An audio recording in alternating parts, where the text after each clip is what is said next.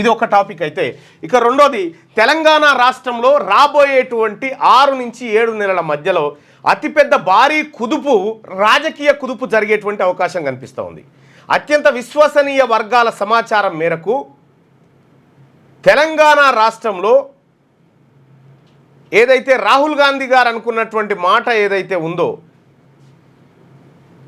ఆ మాటను ఇక్కడ ఇంప్లిమెంట్ చేసి దేశం మొత్తానికి ఈ మోడల్లో మేము చేస్తామని చూపించబోతున్నట్టుగా మనకు సమాచారం ఉంది. అందుకోసమే ఏఐసిసి మీటింగ్స్ చాలా వరకు కార్యక్రమాలన్నీ తెలంగాణలో పెడతా ఉన్నారు. రేపు ఎల్లుండి మళ్ళీ ఏదో కాన్ఫరెన్స్ కూడా పెట్టినారు. సైమల్టేనియస్గా జరిగేటువంటి ఒక కార్యక్రమాన్ని చూస్తే ముఖ్యమంత్రి మార్పు కూడా ఉండొచ్చు అనేటువంటి సంకేతాలు విశ్వసనీయ వర్గాల ద్వారా తెలుస్తూ ఉంది. లోకల్ బాడీ ఎన్నికల్లో కాంగ్రెస్ పార్టీ బీసీ ముఖ్యమంత్రితోని ఎన్నికలకు పోయేటువంటి అవకాశాలు కనిపిస్తూ ఉన్నాయి. సో ఇది బిగ్ బాంబే అనుకోవచ్చు. నాకు తెలిసినటువంటి విశ్వసనీయమైనటువంటి నమ్మదగిన సమాచారం, ఇది నమ్మదగిన సమాచారం మేరకు చెప్తా ఉన్నా. సో ఎక్కడ బెడిసి కొట్టింది రాహుల్ గాంధీ, ఎందుకు ఇక్కడ తెలంగాణని ఎంచుకున్నాడంటే, సో ఇది ఒక రకంగా చెప్పాలంటే చాలా అద్భుతమైన సర్వే చేసినాం, చాలా అద్భుతమైన గొప్పగా చేసినామని ఎస్ చేసిరని ఆయన కూడా ఒప్పుకుని, ఎస్ చేసిరు ఒప్పుకురు, నేను ఇక్కడే ఇంప్లిమెంట్ చేస్తాను నేను అనుకునే అనేటువంటి చర్చకు తీసుకొచ్చిండు ఆయన. తద్వారా ఏమైందంటే అసలు ఎక్కడ జరిగిందంటే రేవంత్ రెడ్డి వర్సెస్ రాహుల్ గాంధీ, ఇక్కడ జరిగినటువంటి ఒక పరిణామాన్ని మీకు వివరించే ప్రయత్నం చేస్తాను. రేవంత్ రెడ్డి గారు నరేంద్ర మోడీ గారిని కలిసిన తర్వాత మీరు బడే బాయ్ అన్నాడు. ఓకే బడే బాయ్ అన్నాడు. ఈ బడే బాయ్ పదం ఈయనకు సుర్రం అన్నది. ఓకే, నేను కొట్లాడేటువంటి వ్యక్తితోటి పెద్దన్న అనడం, మీరు పెద్దన్న అని సంబోధించడం, ఇది రాహుల్ గాంధీ గారికి ఇది నచ్చలే. అప్పటి నుంచి వీళ్ళిద్దరి మధ్య గ్యాప్ పెరిగిపోయింది. గ్యాప్ పెరిగిపోయినటువంటి నేపథ్యంలో కంప్లీట్గా అధిష్టానము ఈ తెలంగాణ రాష్ట్రంలో ఉన్నటువంటి ఏదైతే పవర్ ఉందో ఈ పవర్ను ఇక్కడ పవర్ఫుల్ మనిషి మీనాక్షి నటరాజన్ను తెచ్చిందే టెన్షన్గా కేంద్రం ఏది సెంట్రల్ కమిటీ ఆలోచనను ఇంప్లిమెంట్ చేయాలనేటువంటి ఉద్దేశంతో ఆమెను తీసుకొచ్చారు. ఆమెను తొలగించడం కోసం ఈ రేవంత్ రెడ్డి వర్గం కొద్దిగా ఆమె మీద ఆరోపణలు చేసే ప్రయత్నం చేసింది. కానీ ఆమె దగ్గర ఏం లేదు ఆరోపణలు చేయడానికి. క్లీన్ ఇమేజ్తో ఆమెను తీసుకొచ్చి పెట్టారు. రెండోది, తెలంగాణ కేంద్రంగానే ఏఐసిసి కార్యక్రమాలు విస్తృతంగా జరుగుతూ ఉన్నాయి. ఇటీవల కాలంలో రేవంత్ రెడ్డి గారికి రాహుల్ గాంధీ గారికి మధ్య గ్యాప్ వచ్చినటువంటి నేపథ్యంలో రాబోయేటువంటి 6 నుంచి 7 నెలల్లో ముఖ్యమంత్రి మార్పు అనేది తథ్యంగా కనిపిస్తూ ఉంది. ముఖ్యమంత్రిని మార్చడం ద్వారా కాంగ్రెస్ పార్టీకి వచ్చే లాభం ఏంటంటే ఇక్కడ బీసీ సీఎంను చేసి బీసీలకు రాజ్యాధికార వాటా ఆ స్థాయిలోనే వాళ్ళు ఎంత ఉన్నారో వాళ్ళకి అంత స్థాయిలో రాజ్యాధికార వాటా కల్పించి ఎస్ దేశం మొత్తానికి మేము ఇది చేయబోతున్నామని చూపించడానికి అతి త్వరలో ఏఐసిసి సన్నద్ధం కాబోతున్నట్టుగా అత్యంత విశ్వసనీయమైనటువంటి సమాచారం. సో దీనికి సంబంధించి పావులు చకచకా కదులుతూ ఉన్నాయి. ఈ విషయం బహుశా రేవంత్ రెడ్డి గారికి కూడా అర్థమై ఉంటుంది. కాబట్టి ఇక్కడ తెలంగాణ రాష్ట్రంలో ఉన్నటువంటి మంత్రులు ఇప్పుడు ఎవరైతే ఉన్నారో వీళ్ళు కూడా ఒక కుదుపునకు లోనయ్యేటువంటి అంశం కనిపిస్తూ ఉంది.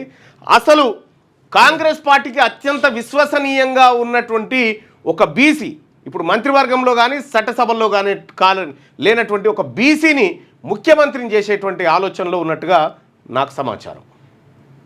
సో అతను ఎవరు ఏందనేది క్లారిటీ, అంటే ఆయనేనా నేను అనుకున్న వ్యక్తి అయినా కాదా అనేది క్లారిటీ వచ్చినాక మాట్లాడదాం. కానీ ఎక్స్పెరిమెంట్ మాత్రం తెలంగాణలో జరగబోతా ఉంది. ఇది 100% నిజం. ఈ ఎక్స్పెరిమెంటు సరే ఇక్కడ బీసీలకు ఎంతవరకు న్యాయం చేకూరుస్తుంది, రాహుల్ గాంధీ గారి ప్రపంచానికి ఏం చెప్పాలనుకున్నారు, ఈ సంపద విషయంలో కానీ ఈ అధికారంలో విషయంలో కానీ అధికార బదిలీని వర్గాలకు ఎట్లా చేయబోతున్నాడు అనేది కాస్త ఆసక్తిగా మారినటువంటి అంశం. ఇది అత్యంత విశ్వసనీయమైనటువంటి సమాచారం. అయితే ఇక్కడ మోడీని బడేబాయ్ అన్న తర్వాత రాహుల్ గాంధీ గారికి కోపం వచ్చింది. కోపం వచ్చిన తర్వాత ఇక్కడ గుజరాత్లో మొన్న మీటింగ్ జరిగింది. గుజరాత్లో కాంగ్రెస్ పార్టీ మీటింగ్ జరిగింది. ఏఐసిసియో సిడబ్ల్యూసియో ఈ మీటింగ్ జరిగింది. ఈ మీటింగ్లో రేవంత్ రెడ్డి గారు ఏమన్నాడు, మళ్ళా రాహుల్ గాంధీ గారికి దగ్గర కావడానికి భారతీయ జనతా పార్టీని ఇక్కడ అడుగు పెట్టనియనని చెప్పిండు. కాకపోతే పెట్టింది ఎప్పుడో, ఆ విషయం వేరు. కానీ ఆయన మెప్పు కోసం రకరకాల ప్రయత్నాలు మాత్రం చేస్తూ ఉన్నాడు. ఇది స్పష్టంగా కనిపిస్తూ ఉంది. సో ఎందుకు రేవంత్ రెడ్డి గారు ఫెయిల్ అయిపోయాడు, ఎందుకు రేవంత్ రెడ్డి గారు ప్రజల విశ్వాసాన్ని చూరగొనలేకపోయాడు అంటే దానికి ప్రధానమైనటువంటి కారణాలు 2-3 కనిపిస్తాయి. ఏదైతే కాంగ్రెస్ పార్టీ అధికారంలోకి రావడానికి చెప్పినటువంటి అంశాలు ఏవైతే ఉన్నాయో, కల్వకుంట్ల కుటుంబాన్ని జైల్లో వేస్తా, అవినీతి కక్కిస్తా, ఇటువంటి డైలాగులు ఏవైతే వీటిని కూడా నెరవేర్చలేదు. పైపెచ్చు వాళ్ళతో కాంప్రమైజ్ అయిందా ఏందనేటువంటి అనుమానం ప్రజల్లో రేకెత్తింది. కాబట్టి రేవంత్ రెడ్డి గారు ఆ విషయంలో అట్టర్ ఫ్లాఫ్. అయితే ఒక పుస్తకం ఇవాళ రిలీజ్ ఉన్నట్టుంది, దాని పేరు రేవనాలు అని చెప్పి ఒక పుస్తకం రిలీజ్ అయింది. ఆ పుస్తకంలో ఏడుంది ఉందా తీసుకురాపు, రేవనాలు అని చెప్పి ఒక పుస్తకం రిలీజ్ అయింది. బహుశా ఆ పుస్తకం ఇవాళ రిలీజ్ ఉన్నట్టుంది, కానీ నేను ముందే దాంట్లో అంటే నేను చదివిన కాబట్టి ఒక మాట చెప్తా ఉన్నా. దాంట్లో చాలా ఎట్లా అట్టర్ ఫ్లాఫ్ అయిపోయింది అనేటువంటి అంశాలు అందులో ఆయన కవి రాసినటువంటి ఏది అవన్నీ చూస్తూ ఉంటే దాంట్లో ఇంకొక పెద్దవాడు కూడా కనిపించింది.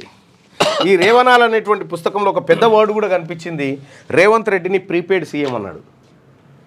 రేవంత్ రెడ్డిని ప్రీపెయిడ్ సీఎం. ఓకే, అంటే విషయం ఏంటంటే అక్కడ రేవంత్ రెడ్డి పేరు ఎక్కడ వాడలే, మళ్ళా ఓకే ఎక్కడ వాడలే, ప్రీపెయిడ్ సీఎం అన్నాడు. Prepaid CM, post paid. అంటే ప్రీపెయిడ్ అంటే ముందు పైసలు చెల్లించి సర్వీసులు పొందడం అన్నట్టు. సో అటువంటి పదాలను అందులో వాడడం జరిగింది. ఇది రేవంత్ రెడ్డి గారు 6 గ్యారంటీల విషయంలో కొద్దిగా ఏదో తాత్కాలికంగా కొన్ని ఏదిగా బస్సు ఒకటి, 200 యూనిట్ ఇట్లా కరెంట్ ఒకటి, ఆ తర్వాత గ్యాస్ సిలిండర్ ఒకటి, ఇవి 3 మాత్రం కనిపిస్తూ ఉన్నాయి. రైతు రుణమాఫీ విషయంలో 20,000 కోట్లు రుణమాఫీ చేసినా కూడా అది పెద్దగా కాంగ్రెస్ పార్టీకి ప్రచారాన్ని తెచ్చిపెట్టలే. రెండోది సన్నబియ్యంతో కొంత కవర్ చేసుకున్నప్పటికీ అది డ్యామేజ్ అయినటువంటి 50% దాన్ని తీసుకొచ్చే పరిస్థితులు లేదు. కేవలం 5-10% మాత్రమే దానివల్ల కవర్ అయింది. ఇక మిగతా అన్ని విషయాల్లో కార్ రేసింగ్ వ్యవహారం కానీ, విద్యుత్ కొనుగోలు కానీ, ఇప్పుడు కాళేశ్వరం కట్టలు కానీ, వీటన్నిటి మీద విచారణ జరిపిస్తాం, బొక్కలు వేస్తాం, ఔటర్ రింగ్ రోడ్ అమ్ముకుని అన్నీ చెప్పారు. వీటన్నిటిని ఎక్కడికక్కడ మత్తుగోలు లేచి నిద్రపెట్టి పడుకోబెట్టింది. విషయం ఏంది, ఇప్పుడు ఇవాళ పేపర్లలో కాళేశ్వరం ఎంక్వైరీ రిపోర్ట్ బయటకు వచ్చింది, నివేదిక, ఇవి కూల్చాల్సింది అనేటువంటి చర్చ జరుగుతూ ఉంది. ఎందుకు జరుగుతూ ఉందంటే అక్కడ టీఆర్ఎస్ సభ ఉంది కాబట్టి. టీఆర్ఎస్ సభ ఉంది కాబట్టి ఇది వార్త ప్రధానమైంది అన్నట్టు. సో ఇట్లా ఒక భారీ కుదుపు మాత్రం తెలంగాణ రాష్ట్రంలో 100% జరగబోతూ ఉంది. భారీ కుదుపు, రాజకీయ కుదుపు.